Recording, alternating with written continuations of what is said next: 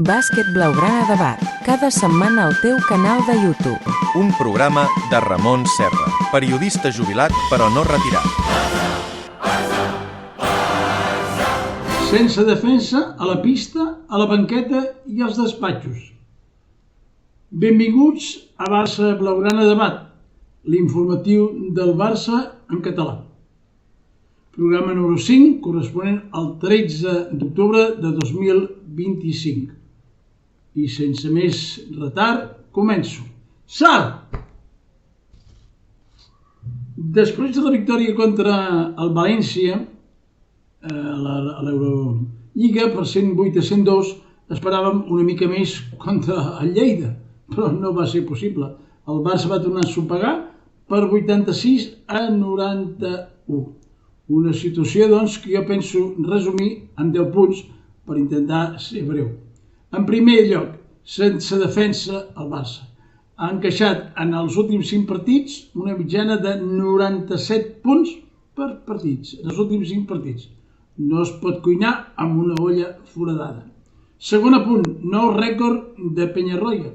Si fa uns dies ja va deixar-nos sense la final de la Lliga Nacional Catalana després de 18 temporades, ara resulta que per primera vegada des de l'any 2012 s'han perdut 2 derrotes seguides a la Lliga ACB en les 2 primeres jornades. D'altra banda, el Barça, per número 3, també és la pitjor defensa a Europa. Això sí, és el millor atac. O sigui que això és un desequilibri. Deia Santo Tomàs que la prudència i l'equilibri sempre sol ser al centre, però es veu que el Barça som un equip d'extremistes. En quart lloc, podríem dir que un equip format per Lavro, Claiborne, Panther, Singelia i Vesely seria dels millors que hi ha a Europa, però esclar, fa 5 anys enrere, ara no, ens quedem enrere. En cinquè lloc, podem dir que el Barça funciona com funcionen les accions individuals. Tenim jugadors molt bons que tenen molts de punts a les seves mans, com pot ser Claiborne, Panther, i ahir també s'hi va afegir Singelia. Però quan no funciona així, no funciona res. I sobretot hi ha molta diferència amb la segona unitat, perquè hi ha jugadors que són de forma molt irregular. L'altre dia vam veure que en Sato jugava un dels millors partits de la seva vida contra el València, cal dir-ho. Ahir contra el Lleida ja va estar regular. I Billy i Hernán Gómez, una de lenta i una de freda, i en fi, realment no és el jugador que esperàvem i fa molt de temps i que el podem incloure en aquesta segona unitat, on Brizuela i Parra van alternant uns dies bé, altres dies regular i malament. El que és segur és que hi ha jugadors bons, dolents, més dolents i Fol. No s'acaba d'entendre què coi fa Fol en aquest equip, perquè cada cop que surt ho fa més malament. Com a nota positiva també hi va haver el debut d'aquest jugador més jove al llarg de la història, Cuscurita, que amb 16 anys i 162 dies dic que ha estat el jugador més jove a debutar amb la samarreta del Barça. I també continuant amb els jugadors, a punt número 8è, podem dir que 2 places d'extracomunitaris, Norris i Cale, pensem que són 2 places llançades a la paperera. Cap d'aquests 2 equips fins al moment ha demostrat gran cosa i menys ser extracomunitaris. Realment hi ha coses que no les entenem bé en aquest Barça. Fins i tot a vegades es pot entendre alguna cosa. També tenim ja com un altre punt aquí, és que aquests jugadors de Claiborne i Singelia, que tenen més de 35 anys, en el primer se li ha fet un contracte per 2 temporades i el segon per 2 més 1. Vosaltres penseu que jugadors que tenen 35 anys o més se'ls ha de fer un contracte en aquestes condicions? Home, això és una presa de pèl. En 9a posició, exacte, podríem dir que ja comencen les lesions. Tenim les del Napro, tenim les de Núñez, que està entre 4 i 6 mesos i no 4 o 6 setmanes, com vaig dir la setmana passada. Ara tenim també ahir Vesely i Cale, segons ens diuen cops, però ja esperem el diagnòstic definitiu. I finalment, al punt desè, podríem dir que el Palau cada cop està més desert, menys animat, i ahir contra Lleida jo semblava que jugava a Nou Barris, no? I això que no van venir gent de Lituània ni de Kaunas, res, doncs, escolta, la gent està desencisada. I, en fi, aquests 10 punts jo els resumiria en 2. Jo no estic gent engrescat en res, no espero res d'aquesta temporada. Ja vaig dir que només esperava guanyar la Lliga Nacional Catalana, ni això. I això sí, el segon punt és que tant Navarro com Peñarroya com Cubells es mantindran en el poder, peti qui peti, i així ens van les coses.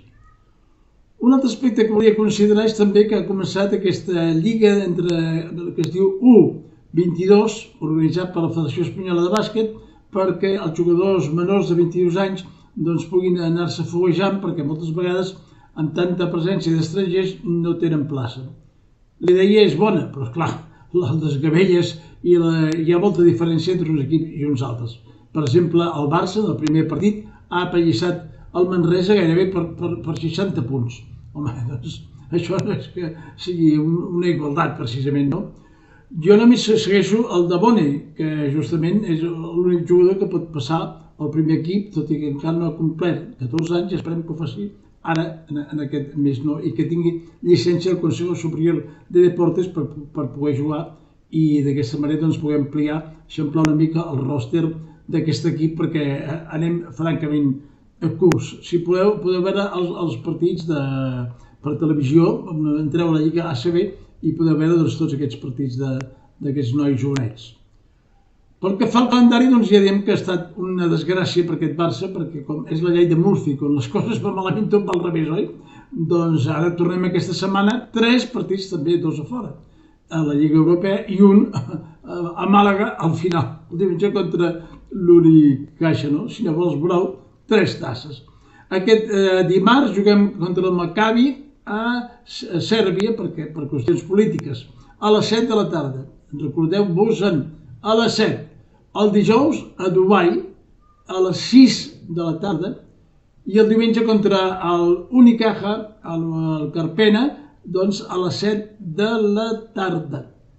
També hem de dir que el Barça, a part, ha estat molt malament en la confecció d'aquest calendari, fins al punt que gairebé la meitat dels partits de la Lliga ACB tindran només 48 hores per descansar entre un partit bé europeu o de la Lliga ACB i altre, i també en 6 d'aquests partits tindran menys de 24 hores. El Barça és llargament l'equip més perjudicat per aquest calendari. Però jo dic, bé, nois, senyors directius, què coi feu? Espavileu-vos, si voleu que la cosa rulli, doncs hauríeu de moure de la cadira, no? Dic jo, i no fer-se el victisme i anar protestant. Un altre aspecte que hem de considerar és que l'Eurolliga, com sabem, està format per 13 equips que tenen llicència perpètua, un d'ells és el Barça. Bé, perpètua vull dir 10 anys que s'acaben al final d'aquesta temporada. Ara el Barça té el dilema de si renovar o no, perquè l'any 27 vol desembarcar la NBA a Europa, com ja sabem. I el Barça, doncs, sembla que li fa dentetes a veure si entra o no entra. Però, esclar, mentrestant quedarà un any buit, un any del desert. Què faran els nostres dirigents? Home, com que són tan entenimentats, oi? Segur que la decisió que prenguin no serà la més adient. Cal dir que aquesta Lliga Europea, que és fantàstica pel que fa a joc i emoció i de tot, és una ruïna econòmicament.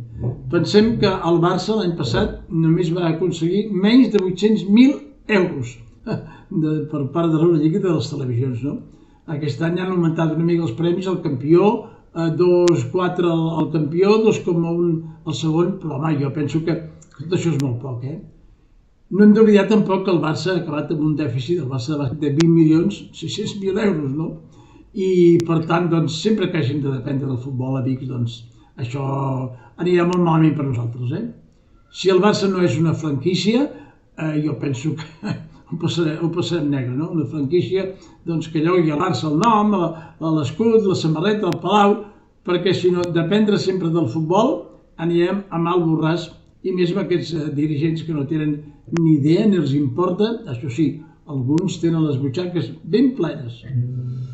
I bé, doncs també volia acabar aquest informatiu d'avui amb una cosa humana, com ha estat aquesta setmana, bé, el dilluns passat, per Televisió 3, a l'espai Sense Ficció, que era a les 10 del vespre, van passar una pel·lícula que es deia El Temps, cinema Charles Thomas. Charles Thomas va ser un jugador del Barça dels anys passats, clar, del passat segle, 1970, un dels millors jugadors estrangers que han vingut aquí, no? Tenia una gran capacitat de salt, però va tenir una greu lesió en un partit, quina casualitat, contra el Real Madrid, va quedar entortillat a les cames de l'ull, va tenir una greu lesió al genoll, a les cames, li va patar tot, va fer uns cris, esgarrifaven, tu. Va trigar un any a recuperar-se, però no va aconseguir. Mentrestant, el caràcter cada cop era més violent, la seva dona i els seus dos fills se'n van anar, es van divorciar. El Barça va seguir un any al Manresa, a veure si es recuperava, no hi va manera. I un dia va desaparèixer, i no el van veure mai més. Fins que a cap de 10 o 15 anys va sortir una notícia dient que havia mort en un atracament a un banc dels Estats Units. Ens va deixar a tots glaçats. El fet és que no era així, sinó que aquest jugador va estar visquent al carrer durant 10 o 15 anys, però una bestiesa, No, de dies, molts anys vivia al carrer, fins que un agent el van trobar i el van portar a una residència d'aquests que no tenen llar. El documental no es parla com és que va anar per allà, però bé, el fet és que va anar per allà i mentre era allà doncs encara va tenir forces per treballar a la construcció. Amb tan mala sort que li va caure un tauló i per tant ha estat, li van haver de petar no sé si una o dues cames. Un drama. Finalment, per sort, en aquestes coses de la vida, una infermera doncs, va llegir aquesta informació que, segons la qual l'havien mort amb un atracament i va dir que no és veritat, aquest jugador és aquí. Es va desfer tot l'embolic que hi havia, van poder posar-se en contacte fins i tot amb Carmichael, que era un jugador americà que jugava amb el Barça, quan en Thomas eren aquí, que eren molt amics, però clar, en Carmichael es pensava que el jugador era mort. Ja no cal que us digui l'emotivitat que hi va haver quan es van tornar a trobar els dos, oi? Ara aquest senyor doncs, viu allà, en aquesta residència, només rep la visita del seu fill, l'altre no vol saber-ne res. Jo m'he posat en contacte amb l'associació d'exjugadors del bàsquet de Blaugrana, perquè jo penso que cal fer algun acte a favor del gran Charles per les molt bones hores que ens va donar de bàsquet. No sé, enviar-li un quadre o un marc amb totes les fotografies i les signatures dels jugadors i de l'entrenadors d'aquella època, no? En fi, posar-se en contacte amb ell, jo penso que seria un detall humà, que és el que hauríem de fer al Barça, que per alguna cosa et diuen que és més que un club. Si més no, això és el que hauria de ser el club de bàsquet. I bé, acabo amb una frase que precisament deia el fill de Charles, quan el van a veure. Diu, no hem de perdonar el nostre pare, ningú l'ha de perdonar, però sí que ell s'hauria de perdonar sobretot a si mateix. I amb aquesta frase doncs, acabo aquest informatiu d'avui, tot esperant que a veure si al Barça tenim una mica de sort, no? Que no hàgim de dir allò que Déu hi faci més que nosaltres en aquests 3 partits d'aquesta setmana. Gràcies per tots i fins al pròxim dilluns. Avui, ahir i com sempre, força Barça! I si pot ser, diguem-ho amb un somriure. Bàsquet Blaugrana Debat, cada setmana al teu canal de YouTube. Un programa de Ramon Serra, periodista jubilat però no retirat.